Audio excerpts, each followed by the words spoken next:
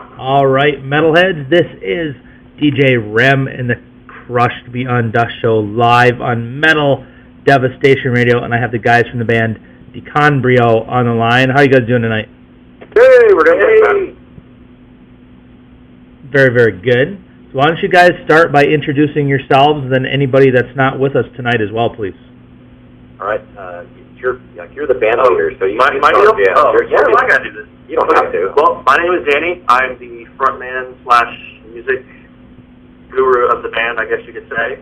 Herb is here with us. Ashley is not here currently, and Richie is not here currently. Yeah, so you have two of us here. For Deconbrio, I'm playing lead guitar and bass as well. We switch it up during the live show, so I'll play a little bit of guitar, a little bit of bass, and things switch around a little bit. So it's kind of fun. It keeps it interesting. Well, very good. Well, make sure you tell the other guys in the band we said hello, please, when you see them. And, me and Herb go way back. Yeah, like 2010, 2011, something like that, I think.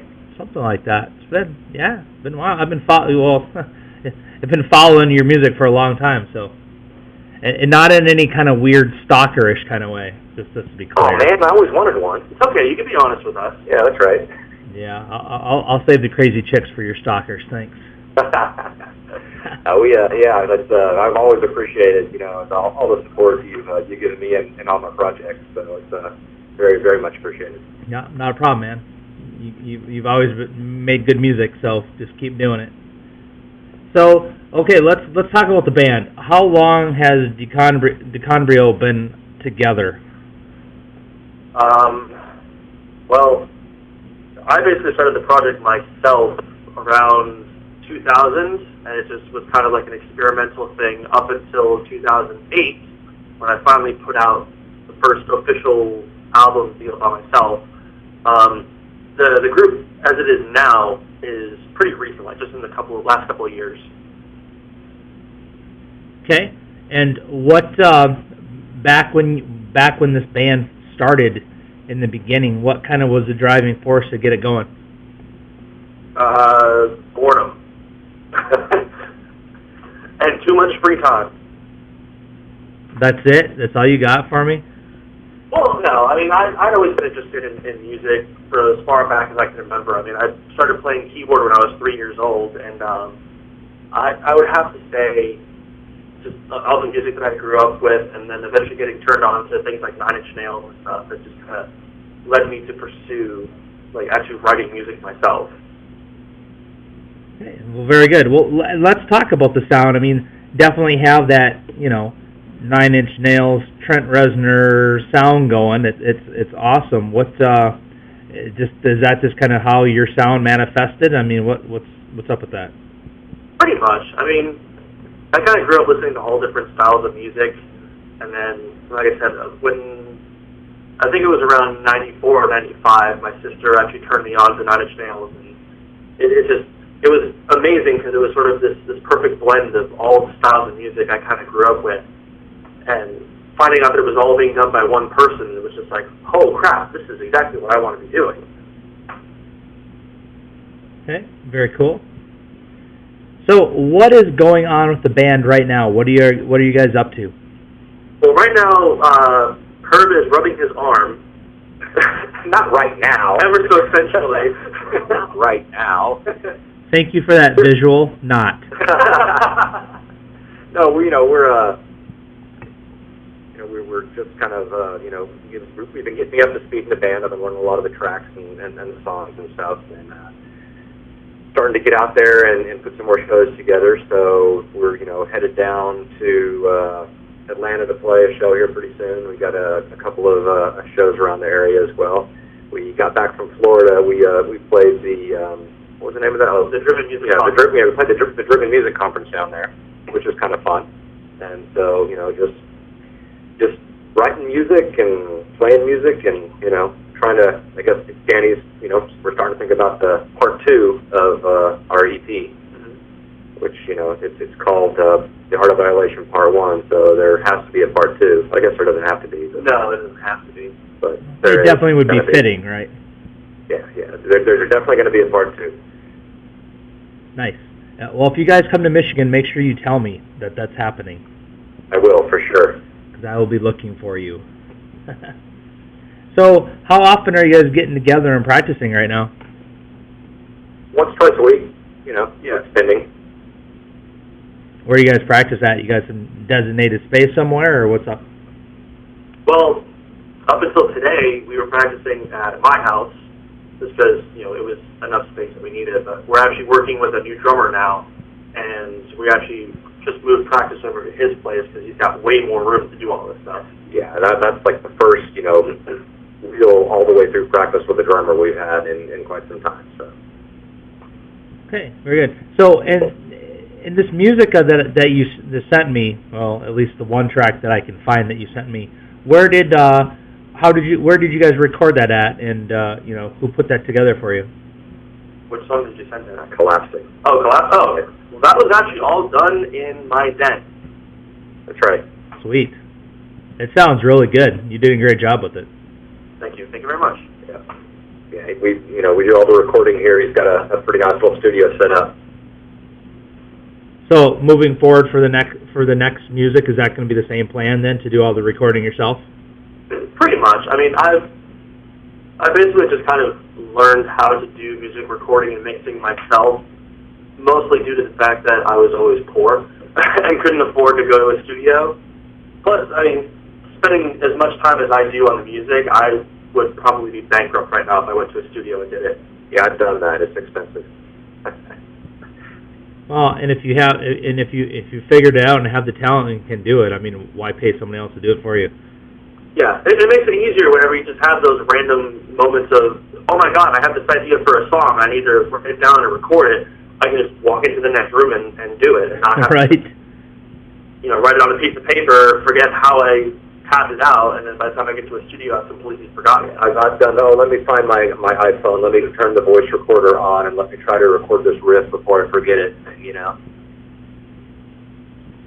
Yeah, so how do you, as a musician, say you get that, that moment where you're like, oh my God, I got this song, I got to get out there, and you don't have any way to record it, how the hell do you go back? You just have to remember, obviously, right? There's a lot of great songs that I've thought about and I forgot, but for me, it's I'll hum something, into my iPhone or whatever. That's the only way I can remember certain things, because I get my best ideas like when I'm driving, somewhere on the way to work or whatever. I don't really have another way to do it, so that's kind of how I handle it. Back in the day, I just forgot stuff. Right. before we had iPhones and whatnot, You just had to convince yourself that your idea was terrible. That's right. Nice. Okay, so what social networking, what websites, where can people go to find out more about the band right now? What's the best place? Usually the best place is the internet. We do have a 1-800 hotline that they can call. No, I'm kidding. They can hit us up on Facebook, facebook.com/Deconbrio. They can actually just go to deconbrio.com, and we have all of our links there as well. But we're on Facebook and Twitter and Reverb Nation and everything. Bandcamp, SoundCloud, YouTube, so Set Life. I think YouPorn. We're going on there next. Yeah, so we're pretty much anywhere you can look for it. You can find us. All the usual music spots. Okay, and what about merchandise? You guys have any of that right now? Yeah, we do. Yeah, we're basically doing everything right now through Spreadshirt, but we do have some shirts and stuff available through Spreadshirt, which you can get to them through the Deconbrio website. Yeah, Deconbrio.com and look for store, I think it says. Yeah. Okay. Well, if you're out there listening and you like these guys, pick up the music, pick up the merchandise, help support the band. What they do costs money, and they need your support. So there's my plug for you. Woo! All right, here's a question for each of you. What, and Herb will be used to this question, but too bad for him. If I grabbed your iPod or MP3 player, what bands would I find you listening to right now? Start, Danny. Let me look through my phone really quick. Hold on. I don't even know what I have. you would probably find a lot of Nine Inch Nails, of course, Pussifer, Cell Dweller. Let's see what else. I got Jackalope. I actually have a Justin Timberlake thing on here. I don't know. I tend to listen to a lot of different stuff. I try not to stick to, like, I'm not just going to listen to just Nine Inch Nails or just Fear Factory or just Tool or something. I mean, I typically listen to Pandora, so that way I'm just getting something new all the time. For me, I've been listening to a lot more like atmospheric metal kind of stuff. I've been listening to a lot of Solstisphere, I can't even say their names, but Stratosphere, Agalloch, I really like those guys a lot. The new Alcest album is amazing, and I always listen to a lot of Black Sabbath. That's pretty much my go-to. Sabbath or Monster Magnet, when I don't know what I want to listen to, I throw those guys on, and makes my day much, much better. Very cool. Have either one of you heard of the band? This is a new band to me, and they're like freaking amazing. Onslaught? No, I have not. There was a band like way back in the 80s called Onslaught. Yeah, this band has like been around like 20 years. Okay, yeah, I've heard of them. And they have a new album out that is amazing. I will send you a link to it. You have to listen to them. Yeah, definitely send me a link. I actually have their first record on LP. of course you would. Yeah, well, yeah. I go back a ways. There's nothing wrong with that. Vinyl's awesome. Yeah, vinyl's awesome. We'll pretend you didn't date yourself with that, that's all. That's right. Back in my day, we banged some sticks together. Oh, God, that's awesome. So, I'm still laughing, sorry. But, they actually call me Foss in this band because I'm like a fossil. I'm the old guy. Yeah, so. Okay, well, that's a good question. What's the age range in this band right now? I think it ranges from 28 to 48. Yep, right around there. Well, that's not too bad. There's no super young punks in there. We have a barking dog now. It's a barking rat, actually. It's all good. My dog usually tries to make an appearance in the interviews, so. Yeah, well, Rita just did. So what do you guys like to do to relax when you're not playing music? That is kind of how I relax, is by playing music. I know, I read a lot. I'm a nerd. I read a lot of fantasy and sci-fi stuff. Watch movies, and that's kind of what I do. Yeah, I would say I did the same thing except the reading.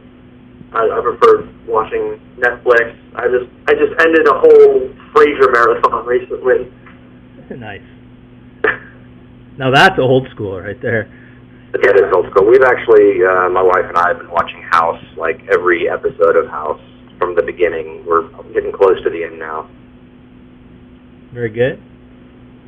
Okay, so what would you guys say sets Deconbrio apart from, all the other bands out there trying to do something? Why should people listen to your music? And, when they come see you guys live, what are they going to get that's unique? Well, first off, you're going to get Foss attempting to do a murder face solo. Yeah, my bass solo. He's been practicing at every practice, and let me tell you, it's disturbing. No, really, I mean, especially with the local scene here, I mean, the thing that already sets us apart from everybody else is the fact that we have a lot of electronic elements in the music. So, having samples and keyboards and little drum machines here and there, just kind of, that already sets us apart in the local scene. But we always try to do something different. I mean, like, now we have Foss who does guitar and bass. Up until recently, Ashley was just doing keyboard, but now she's doing keyboard and bass. Like, she's switching off. And Richie, the guitarist, is also doing guitar and keyboard. So just having, just at certain points where everybody's switching instruments and just kind of doing different things, it's just kind of showing that, showcasing the fact that we're not just like up there playing what we've just been tapped out. Like, they're actually talented musicians involved in this group. Very cool. And so when you guys play live, because of the style of your music, do you have to use backing tracks, or do you do everything live? No, we do incorporate backing tracks. We have a laptop with us on stage that has, the backing tracks, now the click tracks for the drummer, all the keyboard voices and everything, and as well as vocal effects as well. Okay, very cool. Some people have this thing that's, oh my God, they're using backing tracks. I think it just adds to the presence and adds to the show. I think it's cool. I mean, what people don't really understand is, like, even a lot of the metal bands and stuff today, they're all incorporating backing tracks, at least for the purpose of incorporating a click track for the drummer, so that everything is on time, like they can trigger lighting effects and stage props and whatever. Oh yeah, that makes sense. I never even thought about it from that angle. Yeah, and I think that's another thing that we bring. We definitely bring some audio visual into our live shows when possible. Projector screen and some different things going on as well. And there's just a lot of attention to detail. I think there's a lot of bands can get up and they play and they put on a great show. But it's more than that. It's really making sure people get their money's worth, and they're deciding. I'm going to go watch these guys on my Saturday. Yeah. And you don't just want to be a bunch of guys standing around playing on the stage. You want to give people something to remember. So there's just a lot of detail put into kind of just the live presence and just the different things that we're doing on stage and all that stuff. Right. And I have to ask you this,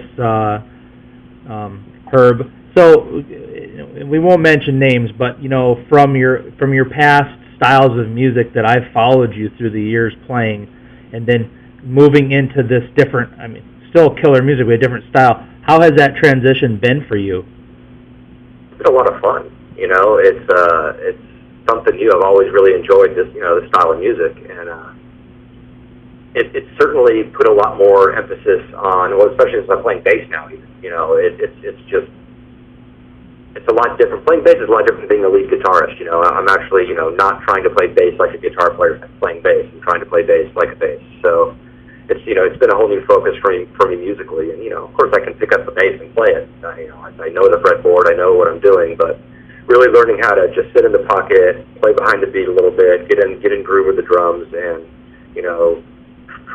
just really just do what's necessary. You don't have to embellish a lot, with the bass. And as far as guitar goes, there's not a whole lot of lead work going here, but what I've had the opportunity to do is add a lot of embellishments, with some textures and effects and things like that really didn't work too well with the other styles of music that I was playing. So I'm doing a lot more with guitar effects and just a lot of texturing and sort of in the background of things. So that's a lot of fun. All right, very cool. And this next question, you're gonna have to forgive my ignorance here, but with this style, is there a lot more technicality to this for you? For me, no, not at all. It's pretty straightforward music. Okay. I would say that the death metal stuff I was playing before is probably more technical. Just straight technical. But what I really like is the songs are so well written. And there's so much attention to detail in the stuff that Danny's written. And first time I saw these guys live, because we've known each other for quite a few years now, I was blown away. It's like, oh, these guys just write tasty stuff. Right. Yeah. Everything is solid and where it needs to be, and that's a lot harder to do than you think it is. It's a lot easier for me to make something really complex than to know, what to take away. What it doesn't need is a lot harder, it's a lot more difficult to determine than just putting everything in there that you think. Right. Very cool. And like I said, just keep in mind that question is coming from somebody that's not a musician, so I'm trying to understand. Yeah, no, it's all good. It's different and it's refreshing for me. To just play something different and playing a different instrument, getting to play with different effects and stuff like that. It's just a blast. Very good. Well, and I appreciate you taking the time to kind of sort that out for my brain. So thank you. Oh yeah, no problem. Okay, so how many live shows have you guys done recently? Have you done many? With the current incarnation, within the last year, where we've done 5 or 6 shows this year so far. Yeah. We haven't played a whole lot this year. Right. So I'm kind of leading into my next question is, what's the craziest thing that's happened to you guys at a live show you've done so far?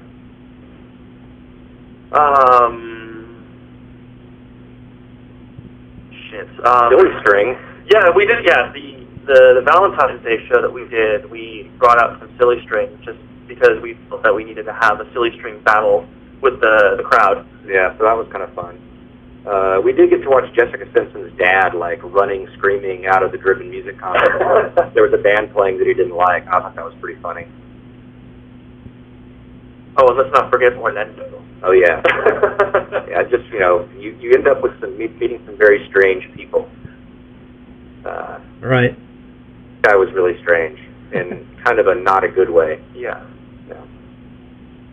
All right, so Herb, you might remember this question, so I'm going to excuse you from answering this one because it is the most important question of the interview. You'll notice my evil laugh with that. So, which one of the guys or ladies in this band spends the most time in front of a mirror before they go live on stage? Ashley. Yeah, for sure. But the thing is, it's not. I mean, I don't know. I wouldn't consider her very. She's not vain, in the slightest bit. It's just more, she obviously puts on makeup. She likes to look good on stage. I mean, generally speaking, I can go days without looking in a mirror. I'm pretty sure Richie could too. I don't think Foss has seen his reflection in at least 30 years. You can't see it. I'm pretty sure it's a night. Oh. Okay, very good, very good. I really was, hoping there'd be a little more to that answer, but that's okay. No. I mean, there's always a little preening to be done, right? But I mean, you gotta look good when you go on stage. I mean, come on, for the fans. Come on. Well, Danny Manscapes, I know that. Okay, yeah. See, the conversation went from something I wanted to know about to nothing I wanted to know about. You guys are awesome. You get one extreme or the other with it. Right, try to make people either comfortable or uncomfortable, no in between. That's okay. You know what? We are broadcasting live on Metal Devastation Radio, and it's all good. We'll take everything we can get. Speaking of discomfort, we actually made a shirt specifically for one of our friends who hates being hugged. That actually, it says, "This band makes me uncomfortable," and it has the band logo behind it. Nice. And it's mandatory that he wears that shirt to every show. That's awesome. That's very cool. All right. Is there anything else you guys would like to mention about the band? Anything I haven't asked you, you want to make sure people know? I think we're all boxers. Fascinating. I'm going to tell people, make sure to get online and check us out. You'll dig the music. It's cool, and turn it up really loud and annoy your neighbors with it, because that's what I do. Yeah, I always tell people when I'm doing my show, if your neighbors have not called the cops, you haven't turned it up loud enough. So turn it up loud and play it loud. Their neighbor is a cop. So yeah. Well, you just need to be good friends with that person then. That's right. That's right. So they don't come telling you to turn it down. All right. Well, once again, I want to thank you guys big time for taking time out of your evening to call in and do the interview. And like I mentioned off air, I am also recording this interview, and it will be it's going to be about a week and a half because this Saturday I leave to go camping for a week, so it'll probably be in another week and a half or so before I get it up on my YouTube channel, but it will be there, and I will send you guys a link so you can spread the word as well as I will. Awesome, man. Really appreciate it. Thanks for having us on. Yeah, thank you. No problem. So, all right, guys, this is DJ Rem at the Crush Beyond Dust Show, and you guys just hang tight for a minute, and you are tuned into Metal Devastation Radio, and you've been listening to the guys from Deconbrio, and you know what? Let's play a track from these guys. Let's play some Collapsing for you. So, once again, crank it up. I want you to call in and tell me your stories that the cops came to your house. Yes, that's what I want to know.